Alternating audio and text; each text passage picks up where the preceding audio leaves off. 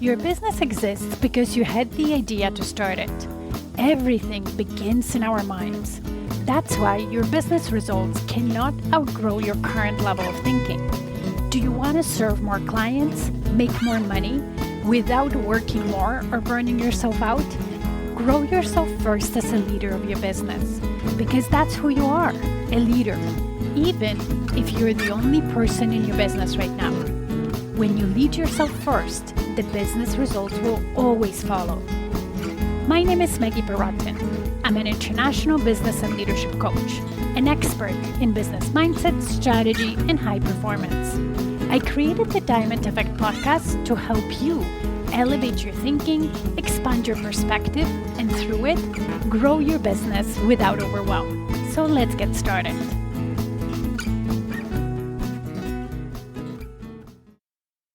If you've been telling yourself, I just need more time, then this episode is for you. Because most business owners don't have a time problem. They have a clarity problem, a focus problem, and a systems problem. And today I'm sharing with you 5 ways to accomplish more in less time without hustling harder, without working longer hours, and without burning yourself out.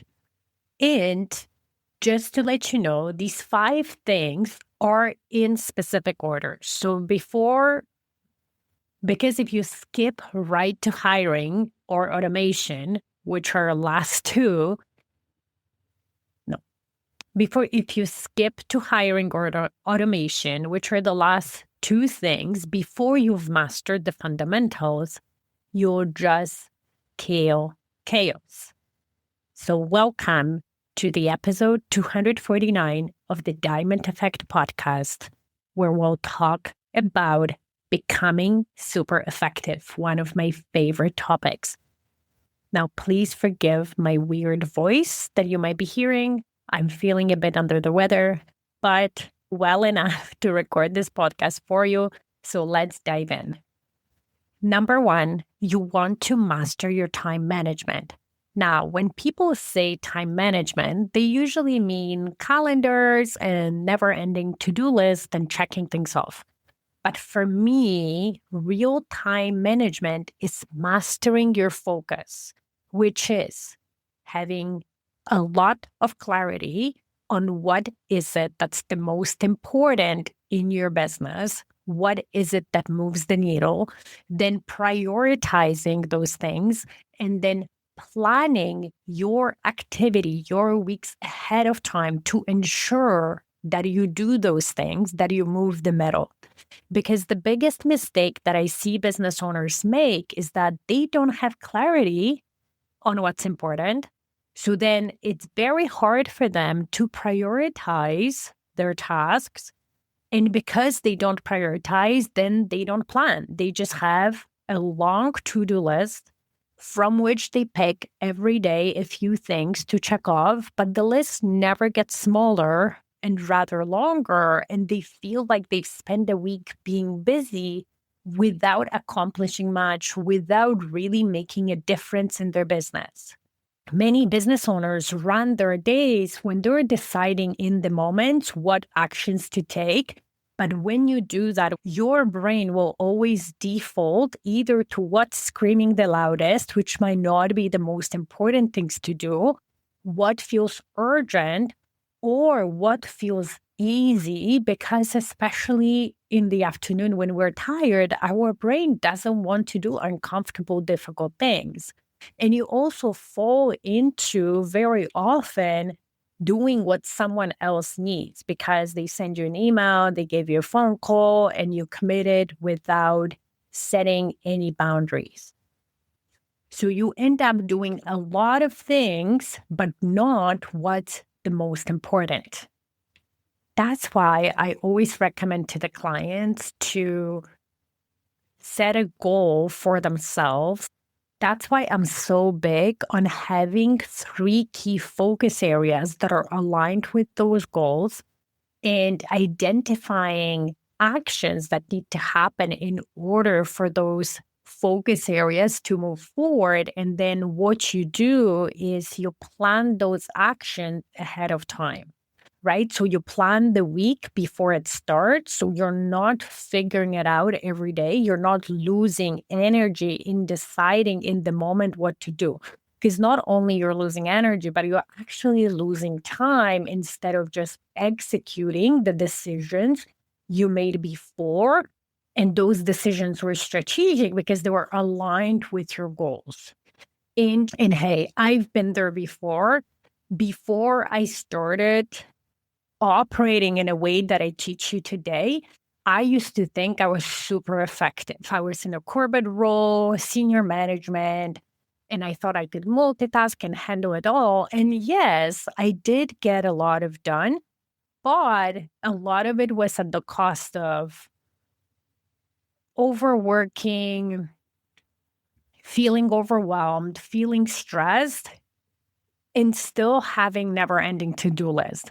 But then when I implemented my high performance habits, and the first one of them, and the main one being really getting super effective with my time through weekly planning, through clear priorities and focus, I became a performer at a completely different level. It's like I graduated from house league to the pro league, or from pro league to like NBA league. And that's what really allowed me to start my business on the side while having a demanding job, while doing an executive MBA online, while being a mom, supporting my kids through COVID schooling and all the challenges that came with that, and still have time for self-care and still not be overwhelmed or burnout. Not because I had magically more hours in the day, but because I had more intention. I decided ahead of time, which made me super focused and super effective. The second thing that will allow you to accomplish more in less time is getting better at the skills that move your business forward. So mastering key business skills. Because the better you get at something, the faster you do it and the better the outcome you produce. And here's a simple example. Think about when you learned how to swim. When you were a beginner, swimming 200 meters probably took you forever. You were exhausted at the end and you didn't even enjoy it. But then as you get better at swimming, you swam the same distance much faster, less effort, better results, and you probably enjoyed yourself in the process. Business is the same. But the challenge I've seen with many business owners is that many of them just dabble in things. So they try a bit of cold outreach or lead generation that way, and then they stop. Or they tried content marketing. So whether it's email marketing on social media, they do a little bit and they stop. They try to do some sales and they also stop. And because they never stay long enough in one strategy, they never evaluate, they never try to understand the foundations of that skill. So the technique of swimming, what's behind marketing, what's behind sales, how do people make decisions? They just scratch the surface level and everything stays hard and slow because they never go deep enough in any of those skill sets to get good at them, to master them, so then they can go faster with better results. So I want to really encourage you for the next 30 days, just pick one skill to master, not 10 ones. So let's say if you are doing email marketing, just focus on learning how to write really good copy that converts, how to write really valuable emails, but sales emails that convert, and practice it 30 or 90 days. Evaluate, get better at it. So then this can work for you. And I did the same. When I started my business, I didn't know anything about copywriting. The only email I wrote were corporate emails. So emails with instructions to my coworkers or some policies or dealing with challenges and responding to those and so on. But I knew that email marketing can be a very powerful tool to nurture leads and then to convert potential clients into actual clients, right? In the beginning, writing an email could take me hours. I would overthink it, second guess, rewrite it. I didn't know how to start, but I just decided to stick with it and master it. Now, fast forward a few years, it takes me 10 to 15 minutes to write one email. They're way more valuable, they're way better written, and they convert better. And that's what skill mastery is. Now, I took time to learn it. I wasn't just writing emails hoping for better results. I got coaching programs that taught me that I understand the mechanics behind it, the philosophy behind it. And then I have different techniques that I practice. So I really gotten deep into that skill set. The third way to accomplish more in less time is to increase your conversions. Because if you're getting leads, but then you're not converting them, you're still working hard and long, but then that doesn't produce the results you want. So you're truly working harder than you need to. Because let's say you have 10 ideal client leads, and it takes you the same amount of time to generate those 10 leads and then deal with them and nurture them. If out of 10, you only convert 2 to paying clients, you get 1 result. But then if you convert 5, same amount of time, same people, same leads, out of 10, then you get a completely different result, right? That's more than double your income if, let's say, those clients pay you the same amount of money for your services.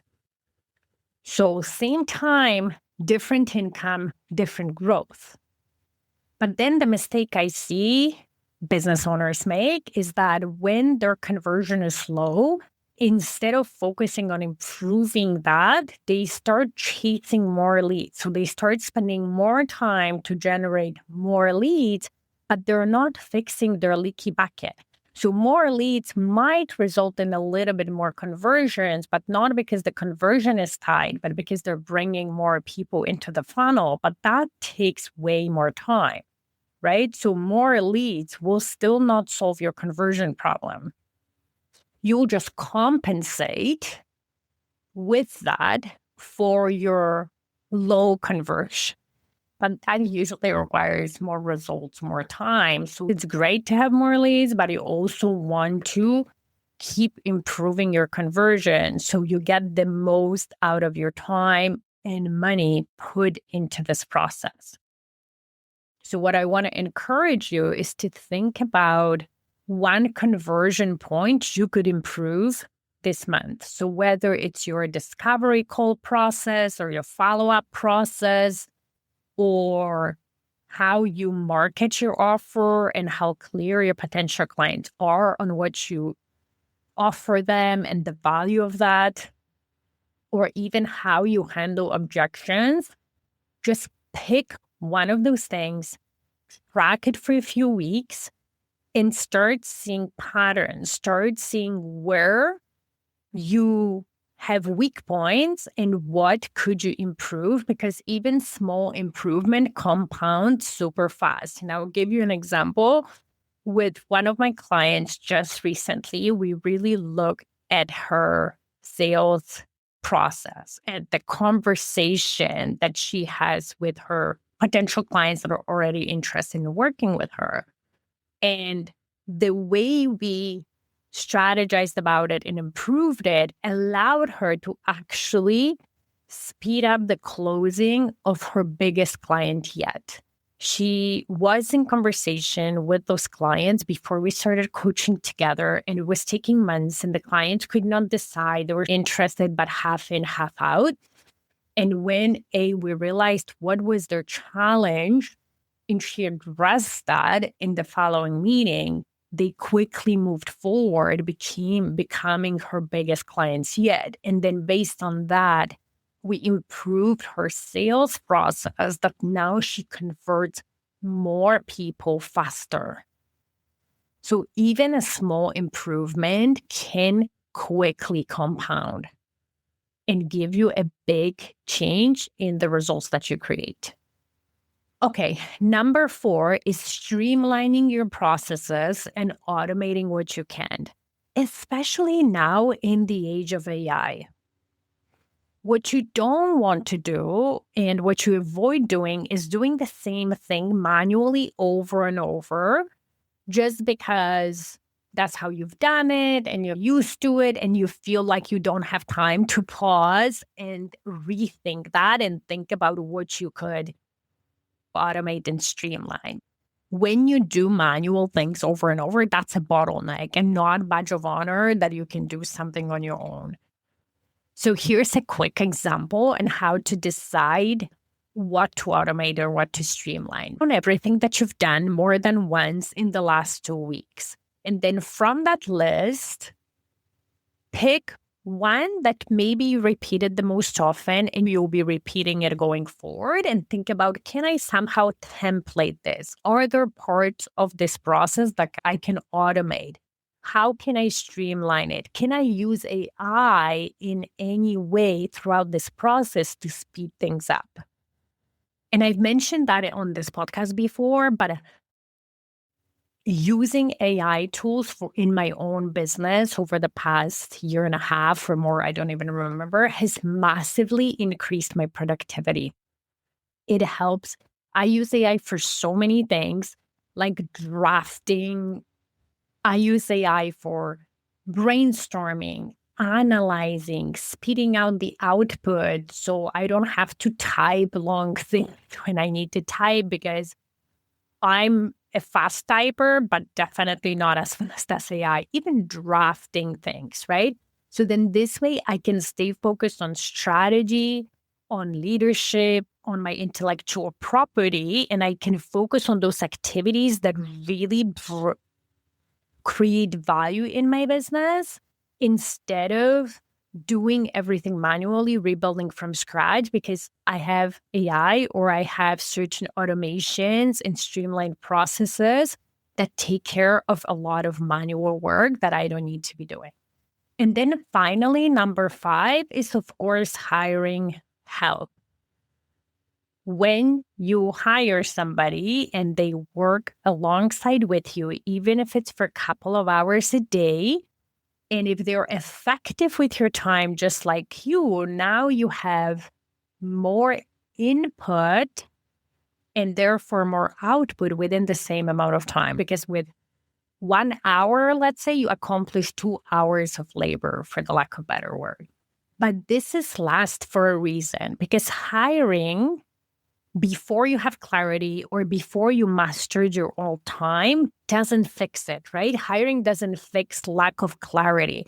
If you're not clear on what's a priority, what are you all about, where do you want to take your business, then that lack of clarity, you transfer that to the person you hire, and they might be busy just like you, but your business will not move forward because they don't have established priorities that move your business forward. Hiring doesn't also fix weak skills. If there is something you need to do and you're not skilled at it, hiring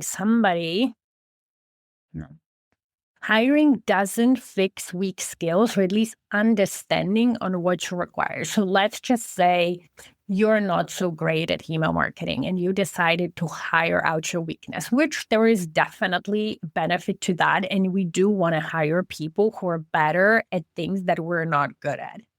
But if you at least don't understand the fundamentals of email marketing, you don't understand your brand, you don't understand your ideal client and so on, even if you hire someone who is very good at email marketing, if they don't have the right direction, they don't understand your brand well, or they start writing to somebody else and your ideal clients, that's not going to produce the results you want. So there is a certain amount of knowledge and skill you need to have in order to empower the person you hired to be very effective. Hiring doesn't necessarily fix messy processes, right? So if your processes are manual and they're messy, you're just delegating that messiness to somebody else. So you're actually paying now double for your messiness because, okay, you're not doing it, but somebody else is doing it. And you're paying them instead of having streamlined processes and them saving time and then using that time to move your business forward. Think about it in a way like hiring scales what already exists. So if you have a chaos and busy with no results, hiring will create more chaos and more busyness with no results. But if you have clarity, you already have results, you've mastered skills, you've mastered your prioritization. If you hire somebody and kind of pass on that philosophy onto them, they will create more results for you. That's why I want you to think about those 5 things in order. Do the first 4. And when you're super effective, skilled, you're converting, things are streamlined, then you think, and you're still at capacity, then it's time to hire. Then it's time to expand your capacity through having somebody help you. That's when you really multiply your output. So let's say if you work effectively 8 hours a day and now you have someone supporting you for 8 hours a day very effectively, now you have 16 effective hours within one day moving your business forward. And that's how you can grow without sacrificing your well-being, your life. That's how you accomplish more in less time. So just before we finish, here's a quick recap. 1, you want to master your time management through clarity, priorities, and weekly planning. So you're mastering your focus.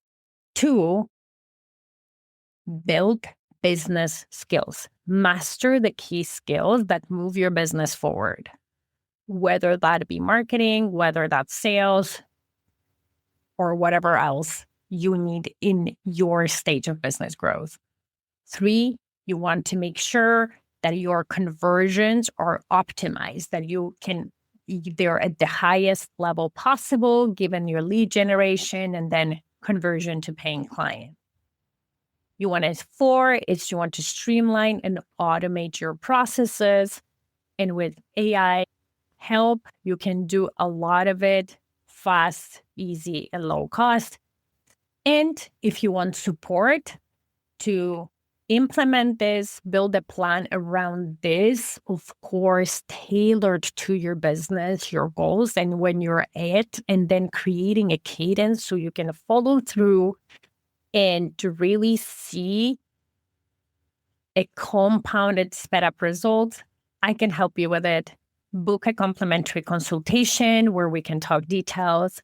I'll leave the link in the show notes. Thank you for listening, and I will see you in the next episode. Thank you for listening today. If this podcast resonated with you, please come back. Also, you can leave a review on whatever platform you're listening. And if you have a suggestion, question, or a topic you would like me to talk about, let's get in touch via email.